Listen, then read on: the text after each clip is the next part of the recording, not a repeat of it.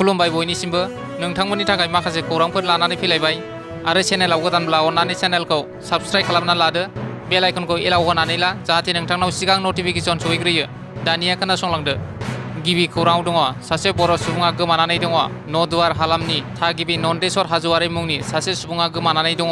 बिश्वनाथ जिल्ला न'दुवार हालामनि सिङाव थानाय 3 नं सिथावनागुरि गामिनि 29 बोसोर बैसोनि नन्देस्वर हाज'वारिया गुवाहाटियाव थांना गोमाना दङ। मख'नो गोनांदि नन्देस्वर हाज'वारिया देलायस्रि सेन्टाराव साइकेल मेकारनि दखान होना गावनि बिसि आरो सानै गथ'जों थेलेबले संसार जाफुनायमोन। नन्देस्वर हाज'वारिनि बिसि सपना हाज'वारिया फोरमायनाय बादिब्ला थांनाय 7 सेप्तेम्बराव गुवाहाटियाव बेंकनि थाखाय खामानि दं होनना ओंखारलांदोंमोन। नाथाय नन्देस्वर हाज'वारिया गुवाहाटि मोनफैना मबाइल फना सुइच अफ जायो आरो दिनैसिमबो नन्देस्वर हाज'वारिनि जेबो खौरां मोननाय जायाखै। बेनिखायनो गामिनि गावबुरा आरो नन्देस्वर हाज'वारिनि बिसि सपना हाज'वारिया ससियेल मिडिया नायगिरि रायजो राजाफोरा सोरबाफोर नुसनबायोब्ला 7896930733 आरो गुबुन मोनसेबाव 6901613281 मबाइल नाम्बारनि गेजेरजों खौरां हरनो थाखाय खावलायहरदों। नैथि खौराङाव दङ दिरिङापुर गामिनि रायजो राजाफोरा आयेन बेरेखायै दैमायाव बाला अन्थाइ जावनायखौ बन्द' खालामदों। बाक्सा जिल्ला बरगुरि पुलिस थाना बाथाबारि हाग्रा खोन्दो मावख'नि सिङाव थानाय जफादं दिरिङापुर गामिनि रायजो राजाफोरा मराफाग्ला दिङा दैमायाव आयेन बेरेखायै बाला अन्थाइ जावनायखौ होबथाना बन्द' खालामो। मख'नो गोनांदि थांनाय गोबां बोसोरनिफ्राय भुटाननिफ्राय बोहैबोनाय मराफाग्ला दिङा दैमाया दिरिङापुर गामिनि आबाद मावग्रा फोथारफोरखौ दैज्लां बोथोरनि समाव गोबां खुरखाना सिलिंखार खालामबोदों आरो बे खुरखानाय जायगाफोरावनो बाला अन्थाइ फानग्रा माफियाफोरा आयेन बेरेखायै जेसिपिजों जावना डाम्पार ट्रेक्टर लगायना बाला अन्थाइ जावनानै फानबोगासिनो दङ। जाहोनाव दैज्लां बोथोराव बांसिन आबाद फोथारखौ दैमानि दैनि दोहौआ खुरखाना गोबाङै सिलिंखार खालामलांगासिनो दङ। बे खुरखानायखौ होबथानो थाखाय बाला अन्थाइ जावनानै फानग्रा महल एबा जेसिपि डाम्पार ट्रेक्टर बिगोमाफोरखौ खावलायदोंबाबो नाथाय दिनैसिमबो जेबो फिथाइ थायाखै।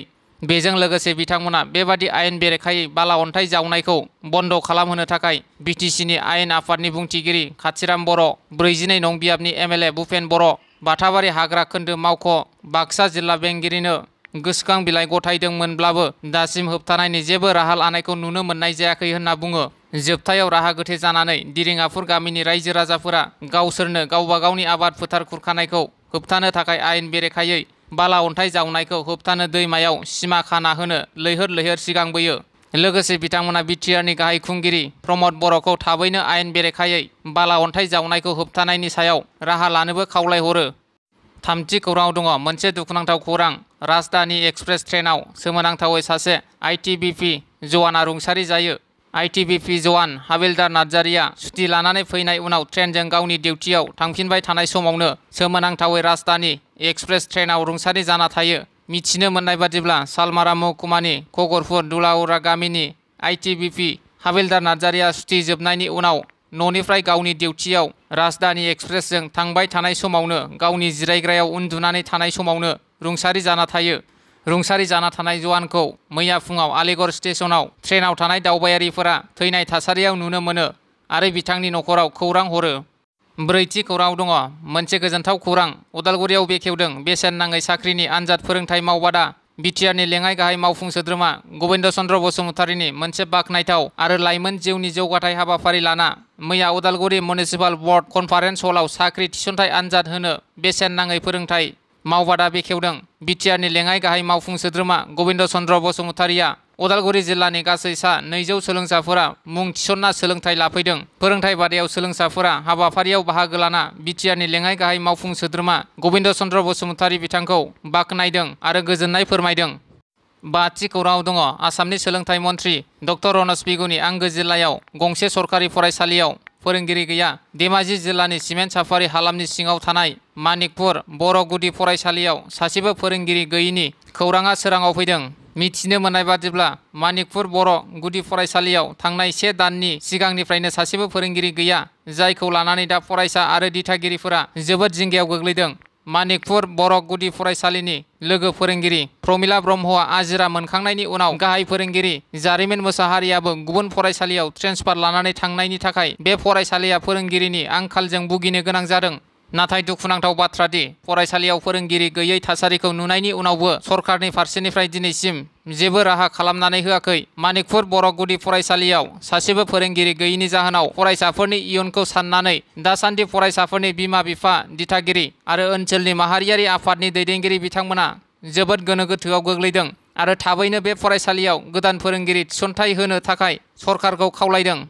द'थि खौराङाव दङ चिरां जिल्लानि काजलगाव बाजारनि जिरायसालि न'ब्लाङाव अरुणोदय 3.0 फोसावनाय हाबाफारि लायो। आसामखौ बायदि बायदि बिथिंजों जौगाहोनायनि थांखिजों गिबि मन्थ्रि डक्टर हिमन्त बिश्व शर्मा बिथाङा गोबां हाबा मावबाय थानायखौ नुनो मोननाय जादों। बे असिलायैनो गासैबो आसामाव थानाय रांखान्थि लोरबां आइजो माहारिफोरखौ रांखान्थि बिथिंजों बोखांनाय आरो रांखान्थियारि बिथिङाव आसामनि आइजो माहारिफोरखौ गोख्रों खालामनाय थांखिजों आरो थांनाय लकसभा बिसायख'थियाव खोथा होनाय बायदियै फिन अरुणोदय 3.0 बिथांखिखौ दिसपुरनिफ्राय भिर्चुएल अनलाइन कनफारेन्सनि गेजेरजों अरुणोदय बिथांखिखौ बेखेवनानै होयो chief minister doctor Himanta Biswa शर्माया, जायनि गेजेरजों आसामाव थानाय आइजो माहारिफोरा एसेब्लाबो रांखान्थि बिथिङाव जौगानाय फैगोन होनना बुंथियो। गिबि मन्थ्रि डक्टर हिमन्त बिश्व शर्मा बिथाङा मैया बे हाबाफारिजों लोब्बा लाखिनानैनो चिरां जिल्लानि सिङाव थानाय काजलगाव बाजारनि न'ब्लाङाव अरुणोदय 3.0 फोसावनाय हाबाफारिखौ अनलाइननि गेजेरजों आइजोफोरनो दिन्थिनाय हाबाफारि जानानै थाङो।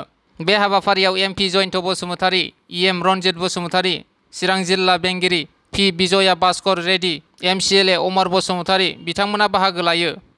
स्निथि खौराङाव दङ आसाम फुटबल एसोसिएशननि आन्डार 17 हौवासाफोरनि जोलुर गेलेनाय बादायलायनाया थुंगेबाय।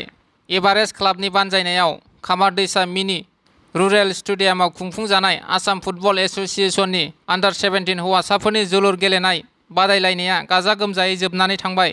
जोबथा बादायलायनाया सालबारि जिल्लाया तामुलपुर जिल्लाखौ 3-1 गलाव फेजेननानै देरहासार जानो हादों। दाइनथि खौराङाव दङ बर' हारिखौ बुहुमाव सिनायथि होनो बर' फरायसाफोरा गुन गोनां सोलोंथाइखौ लाथारनांगोन। बे बाथ्राखौ बुंदों एबसुनि बुंथिगिरि उबेद नार्जारी बिथाङा। गुन गोनां सोलोंथाइ जावरिखांनाय मिशनखौ बिथा खालामनानै बालौफुन दख'रा दुलाराय बर' फरायसा आफादनि बानजायनायाव मैया लाल बाहादुर शास्त्री गोजौ फरायसालियाव सोलोंथाइ सांग्रांथि मेल खुंदों। बे हाबाफारियाव गाहाय आलासि महरै बाहागो लायो दुलाराय बर' फरायसा आफादनि बुंथिगिरि उबेद नार्जारीया। गाहाय आलासि महरै बाहागो लानानै बिथाङा बर' हारियाव सोलोंथाइखौ लानानै एबसुनि खामानि मावबाय थानायनि सायाव गुवारै बिबुंथि लाखिनानै बर' हारिखौ बुहुमाव सिनायथि होथारनोबो बर' फरायसाफोरा गुन गोनां सोलोंथाइखौ लाथारनांगोन होननानै मेलाव बाहागो लानाय फरायसाफोरखौ थांखिनानै खावलायो।